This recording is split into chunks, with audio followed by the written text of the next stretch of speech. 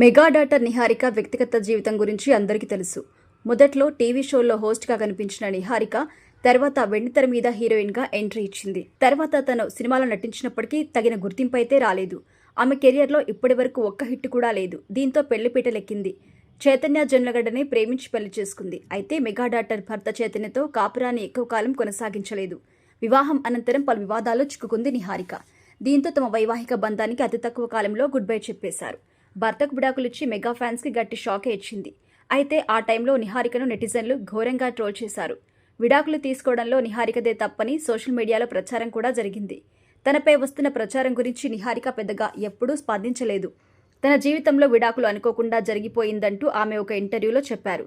తాజాగా నిహారిక పెళ్లి విడాకులపై తండ్రి నాగబాబు ఒక ఇంటర్వ్యూలో స్పందించారు. నిహారిక పెళ్లి విషయంలో మేము పొరపాటు చేశాం. మేము వారిని సరిగ్గా అంచనా వేయలేకపోయాం. వారికి సింక్ అవ్వలేదు. మ్యూచువల్గా ఇద్దరు విడిపోయారని నాగబాబు తెలిపారు. నిహారిక పెళ్లి విషయంలో అబ్బాయిని చూపించింది మేమే తప్ప ఆమె ఇష్టంతో మేము చేయలేదు. మేము చెప్పాం ఓకే అన్నట్టు అంతే. ఇష్టంతోనే పెళ్లి చేసుకుంది కానీ అది తన సొంత ఇష్టం కాదని కూడా పేర్కొన్నారు. ఇప్పుడు ఒక అబ్బాయి అమ్మాయి కలిసి పెళ్లి చేసుకున్నారు. వారు జీవితాంతం కలిసి ఉండాలా వద్దా అనేది వాళ్ళ జడ్జిమెంట్. వాళ్ళు వద్దు అనుకున్నారు.